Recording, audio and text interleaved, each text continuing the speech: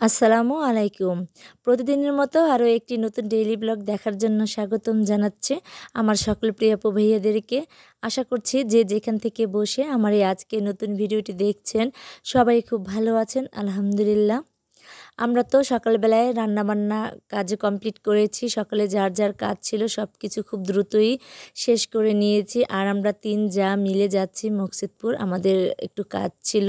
তো কাজটা হচ্ছে বড় ভাবির দাঁতের ডাক্তার দেখাতে চেয়েছিল, কিন্তু তিনি এবার দেখাবে না, কারণ তার দাঁত তুলতে হবে। যেহেতু লাবণীর বিয়ের দিনটা খুব দ্রুতই দিয়েছেন, যার কারণে উনি এখন আর দাঁতটা তুলবেন না। উনি বিয়ের পরেই দাঁতটা তুলে নেবে। আর শশীকে ডাক্তার দেখাবো দাঁতের জন্য, আর হচ্ছে ওর কিছু কেনাকাটা আছে সেগুলো কমপ্লিট করব। আর মিমকেও দাঁতের ডাক্তার দেখাবো। আর আপাকে আমার বড় নানাসের বাড়ি আবার এখানেই, তো ওনাকে আবার মাঝে পথ থেকে তুলে নিয়ে এসেছি যে ওনাকে নিয়েই কেনাকাটা করব। আর হচ্ছে মিমকে একটা দাঁতের পরীক্ষা দিয়েছে, তো ওই পরীক্ষাটাই এখানে করানো হবে। তো আপা আবার ভালো চিনে, আর আমার তো মকসুদপুর তেমন একটা পরিচিত না, আমি তেমন একটা চিনি না। আপাদের বাড়ি যেহেতু সোনাতন্দি মানে বাউশখালী, তো আপা সবসময়ের জন্য মকসুদপুরে আসা যাওয়া করেন। তো যার কারণে ওনাকে নিয়েই আমরা চলে এসেছি। এখন বড় ভাবির কিছু কেনাকাটা আছে, তো আগে তারটা কমপ্লিট করে নিচ্ছি। আর বড় আপা এবং মিমকে দিয়ে ওনাদেরকে পাঠিয়েছি পরীক্ষাটা করানোর জন্য, তো ওনারা করে নিয়ে এসেছে। আর এদিক থেকে আমরা চাদর এবং লাবণীর জন্য গায়ে হলুদের কাপড় এবং আরও টুকটাক কিছু কেনাকাটা ছিল, সেইগুলো আমরা কমপ্লিট করে নিয়েছি। এরপর তো শশী বলছিল যে আখের রস খাবে, তো ওকে আমি আখের রস কিনে দিলাম, ও এখন খেয়ে নিচ্ছে। প্রতিদিনের মতো আমার সকল প্রিয় আপু ভাইয়াদেরকে মনে করিয়ে দিচ্ছি এবং রিকোয়েস্ট করে নিচ্ছি, ভিডিওর শুরুতে যারা লাইক দিতে ভুলে গেছেন প্লিজ ছোট করে একটা লাইক দিয়ে দিবেন। আর আমার চ্যানেলটিকে যারা এখনও সাবস্ক্রাইব করেননি, আমার আজকের ভিডিওটির কোনো অংশ ভালো লেগে গেলে সাবস্ক্রাইব করে পাশে থাকা বেল আইকনের অল অপশনটি প্রেস করে আমার পাশেই থেকে যাবেন। আপনারা তো লাইক দিতে ভুলে যান, তাই আমি প্রতিদিনই আপনাদেরকে মনে করে দেই। তো আজকেও মনে করিয়ে দিলাম, এখনই একটা লাইক দিয়ে দিবেন যদি ভুলে যান। আর যারা অলরেডি এই কাজটি করে নিয়েছেন তাদেরকে জানাচ্ছি অসংখ্য ধন্যবাদ। আর আমরা তো গায়ে হলুদের কাপড়টা নিয়েছি, সেটা তো আপনারা দেখে নিয়েছেন। আর এখন আসলাম জুতা স্যান্ডেলের দোকানে। শশীকে সবসময় পরানোর জন্য 2 জোড়া জুতা নেব, আর ওর জন্য বোরখা নেব, কারণ ওর বোরখাটা না ছোট হয়ে গেছে। তো বারবার বলছিলাম আমাকে বোরখা কিনে দিতে হবে, তো আমিও দেখছিলাম যে ওর বোরখাটা না হলেই হয় না। তারপর ওর বোরখাটা কিনে দেব। তবে জুতা কিনে দেওয়ার পরে আমরা চলে এসেছি দাঁতের ডাক্তারের এখানে।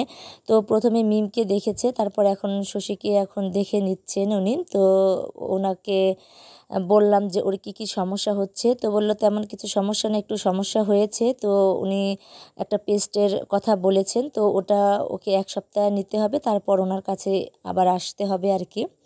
ওখান থেকে এসে তারপরে তো আমি বোরখার দোকানে চলে এসেছি। ওকে তো বোরখা পরিয়ে দেখছিলাম যে ওর ঠিক মতো লাগে কিনা। তবে এবার একটু বড় সাইজই নিয়েছি, যে বারবার কিনতে হয়, 2 দিন পরই ছোট হয়ে যায়। যেহেতু এখনও বড় হচ্ছে, যার কারণে ওর সব কিছুই এখন ছোট হয়ে যায়।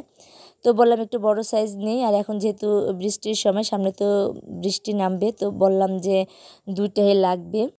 যখন একটা ভিজে যাবে তখন আরেকটা পরতে পারবে। তারপর বললাম যে পরবর্তীতে আমি আবারও কিনে দেব, যেহেতু ওর সাইজে কোনো ভালো বোরখা পাচ্ছিলাম না। যেটা পেয়েছি সেটাই নিয়ে তারপর আমরা সবাই মিলে চলে আসলাম বাড়িতে। তবে মাঝখানে আমার বড় ননাসের বাড়িতে কিন্তু আমরা সবাই গিয়েছিলাম দুপুরে খাওয়া দাওয়া করে। তারপরে বাড়িতে এসে আমি আবার রাতের জন্য রান্নাটা বসিয়ে দিয়েছি। এখানে আমি ভাত বসিয়ে দিয়েছি, মাছ ভিজিয়ে নিয়েছি, পটল নামিয়েছি, মানে পটল ভাজি করে নেব। এখানে তো আমি রান্নাবান্না শেয়ার করিনি, তো কী রান্না করেছি সেটাই আমি শেয়ার করে নিচ্ছি।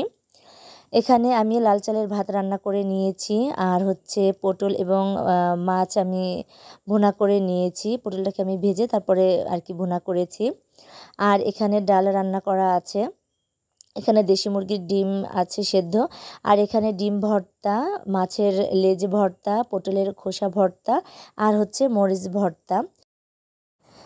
আজ শনিবার, আমার তো ডাক্তার দেখানোর ডেট তো আমি আজ খুব সকালবেলায় ঘুম থেকে উঠে সকালে সব কাজ বাজ শেষ করে রান্নাবান্না কমপ্লিট করে তারপরে শশীকে মাদ্রাসায় দিয়ে আমি তো ঢাকায় চলে এসেছি ডাক্তার দেখানোর জন্য। আপনাদের ভাইয়ের আবার ডিউটি, তো বললাম যে আমি ডাক্তার দেখাতে থাকি, তারপরে তুমি চলে এসো একটু সময় করে। তারপরে আপনাদের ভাইয়া কিন্তু ডিউটি রেখে একজনকে বুঝিয়ে দিয়ে তারপরে এসেছিল আমার এখানে, এসে আমাকে ওষুধ কিনে দিয়ে তারপরে কিন্তু গাড়িতে তুলে দিয়েছিল। আর আমি এখন বাড়িতেই যাচ্ছি। এই ছিল আমার আজকের ভিডিও। কেমন লাগলো অবশ্যই কমেন্ট করে জানাবেন। আমার ভুল ত্রুটিগুলো অবশ্যই ক্ষমার সুন্দর দৃষ্টিতে দেখবেন। সবাই ভালো থাকবেন, সুস্থ থাকবেন। আসসালামু আলাইকুম।